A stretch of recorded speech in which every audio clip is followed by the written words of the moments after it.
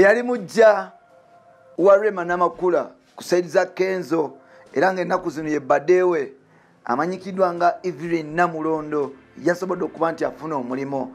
Yes, omulimo guno ba Rema Namakula basobodde kugumufunira e Dubai era nga wetwogerera omukyala agenda mu maaso n'okuba nti akola emirimu gye mu butongole. Yes, yes, milimo ki Rema lwaki yasazeewo okuba nti agenda ne Evelyn Namulondo e Dubai? Lwaki yali mujjawe ku saidi eri eza Kenzo yasobola okuba nti amusonyiwa ne bakwatagana era nga kati empiki bazitambuza bonna. Ye lwaki Evelyn Namulondo badde nnyo wa mukyala mukulu amanyikiddwa nga Rema Namakula? Olwo bingi ebitandise mu maaso n'okuba nti bigenda mu maaso n'okuba nti byogerwa mbwawo busigaalo n'ebisigaddewo. Ye Namulondo ali mu kukola kati milimo ki e Dubai bye tugenda okuba nti tukutuusaako right about now. Yes, mpola mpola tukwaniriza ku mukutu gwaffe omuganzi ogwomanyikiddwa nga Uganda Mukamoli amanya n'eddoboozi bampitantambi James Rich Boy Maxudi Junior. Webale kwanti otambula nange the Entertainment Wikipedia Uganda. Yes, webale kwanti otambula naffe mwana waffe muganda waffe atambula naffe tukwagala nnyo. Kano kansobole okuba nti nkayisaawo mpola mpola. Uganda olunaku lwajjo yasobodde okuba nti eviirwako omusajja legendary mu music industry. Ono omusajja ali ayimba reggae amanyikiddwa nga Sammy Kasule. Sammy Kasule yafudde ng'alina emyaka 29 egy'obukulu. Yafudde nga ava Amsterdam agenda Sweden kuba nti ajjanjabwa. Omusajja ono yaliko mu Afrigo Band. Omusajja ono eyali atambulako mu Serena ebiseera ebisinga nga waliwo big functions watera ng'omusanga. Y'omu ku ba guitarist abakyasinze okuba best guitar mu Uganda benyiza okugamba kyanaku nnyo nti yafudde. Awo nno tuvuddewo kugamba nti famire ye bambi mukama tukumye ne music industry tufiiriddwa nnyo mpola mpola. Awo nno tuveewo tugende ewa mukyala mukulu amanyikiddwa nga Rema Namakula ne Evelyn Namulondo.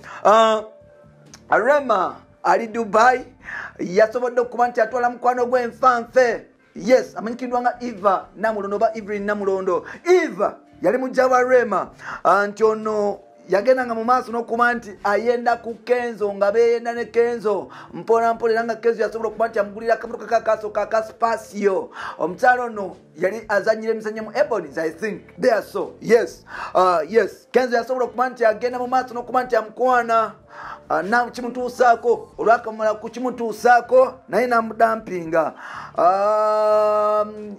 Before yali era mukwano gwa Rema naye nasi nnyo lyafuuka mukwano gwa Rema. Nagamba Rema ebigambo bingi nti baawo ayagala kumpasa, baawo ayagala kunkwana, baawo ayagala kumpasa, yampadde bino yangulire n'emmotoka yiino mpola mpola. Awo Evelyn Namulondo officially n'ayawula amaka ga Kenzo ne Rema Namakula. Wetwogerera Evelyn yasobola okuba nti afuna omukisa Eva okugenda e Dubai era ng'ali Dubai ne mukyala mukulu amanyikiddwa nga Rema Namakula naye ng'ali mukula kye Dubai. Omukyala ono yali mukulabirira Rema Amal Musuza, ali mukulabirira Mao Musuza ebiseera ebisinga yali mukukiringa Amal walide wanywedde wakoze eki era nga ye Asha officially wa Rema Namakula agenda mu maaso n'okuba nti amulondera obugoye n'amugamba nti mukwano kano kakunyomedde bwano obanga ogenda mukibobe kitulina okwambala booti ne booti.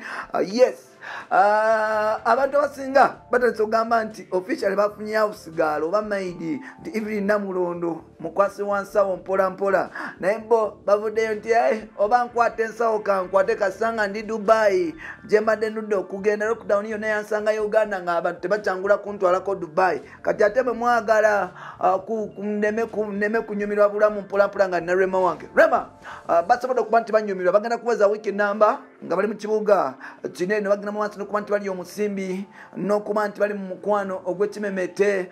Yes, bingi bigenda mu maaso n'okuba nti byogerwa ebifaananyi mubiraba ku intaneti bigenda mu maaso n'okuba nti babisatulatinga mpola mpola. Evelyn Namulondo ekinnuma kiri kimu nti yalemesa Rema Kenzo waffe namufunira omusajja. Kinanoma nnyo nti oba oli awo naye ayinza okuba nti amupasula namufunira omukyalo omulala as long as there is money. I think ekyo nno kibi nnyo ddala. Byebyo Peter Rich Boya akatwegweko next episode mbagala nnyo bakyali bange mwenna mwebale kwa nti mutambula naffe mpola mpola.